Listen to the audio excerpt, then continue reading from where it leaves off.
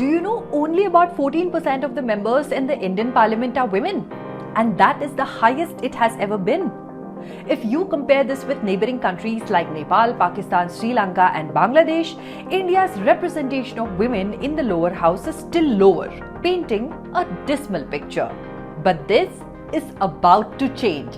The historic Nari Shakti Vandan Adhiniyam, or the Women's Reservation Bill, was tabled in the Parliament and passed in both houses of the Parliament. Soon after, Prime Minister Modi termed it as a defining moment in our nation's democratic journey. Hello and namaste, I am Richa Dwivedi and you're with me on NIJ Explained. Today, we will delve into the fascinating journey of the Nari Shakti Vandan Adhiniyam in India, the rationality behind it and how it is a step in the right direction.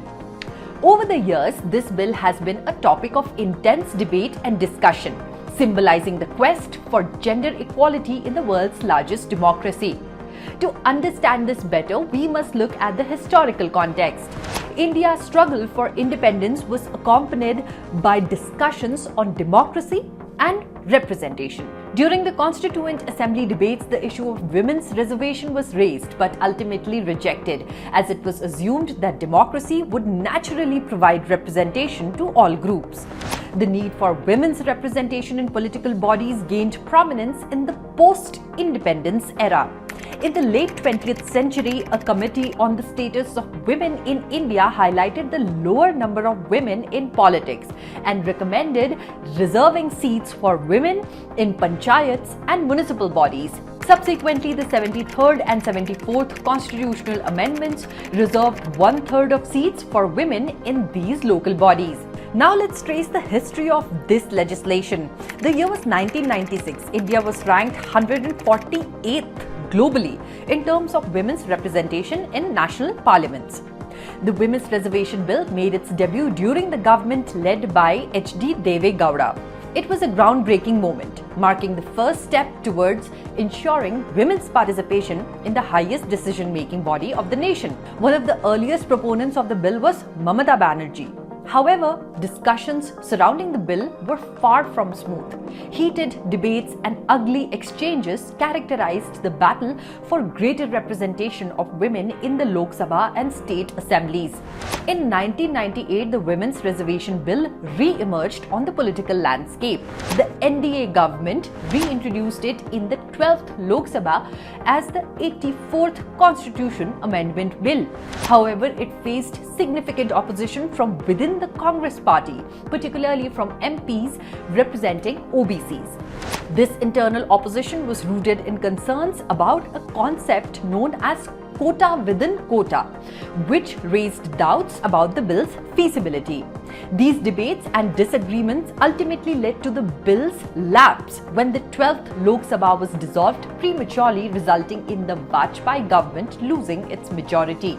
The subsequent years saw a series of attempts to pass the Women's Reservation Bill. In 2000 and 2001, the bill was listed for consideration and passing in the Lok Sabha, but couldn't progress.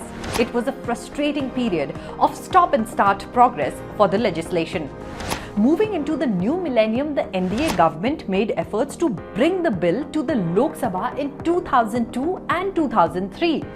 Despite assurances of support from the Congress and the left, who constituted a majority, the bill could not be passed. This period highlighted the significant challenges in achieving consensus on women's reservation in Parliament. In 2008, the bill was introduced in the Rajya Sabha and referred to the Standing Committee on Law and Justice. Although it faced protests from parties like the Samajwadi Party, JDU and RJD, it was passed by the Rajya Sabha with an overwhelming majority in 2010. Despite that, it was kept pending for 4 years when it finally lapsed in 2014. Now that was the history of the bill, but why was there a need for legislation that provided reservation to women in the first place? The National Perspective Plan for Women recommended in 1988 that reservation be provided to women from Panchayat to Parliament. A study by MIT in 2003 labelled this bill a landmark piece of legislation.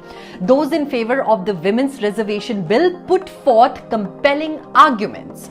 Some of the arguments were: women constitute 50% of India's population, yet their representation in elected bodies was only 8 to 10%, a stark disparity. Affirmative action was seen as essential to improving the condition of women. India faced numerous challenges such as high rates of crimes against women, low workforce participation, inadequate nutrition, and skewed sex ratios. More women in decision-making positions were believed to address these issues. Makes sense. But then, as you saw in the history of the bill, it was opposed at various junctures, marred by disruptions and adverse comments from some politicians. In 1998, RJD member Surendra Prakash Yadav snatched the bill from the Union Law Minister's hand during its introduction. Several members created a ruckus when the bill was tabled in the Rajya Sabha. In 2010, Samajwadi Party member Abu Asim Azmi and his party colleagues attempted to snatch the bill copy from then Law Minister Hansraj Bharadwaj. Prominent political figures voiced their opposition to the Women's Reservation Bill, and some utterly regressive remarks were made. From Sharad Yadav's remarks in 1997, suggesting that only short-haired women would not be allowed in politics if the bill passed, to RJD's Lalu Yadav claiming that it was a political blunder and a diversionary tactic, to Mulayam Singh Yadav insinuating that women from villages were not attractive enough to benefit from reservation, to Muhammad Ali Ashraf Fatmi suggesting that the bill should prioritize minority women, thus undermining the broader goal of gender equality and representation.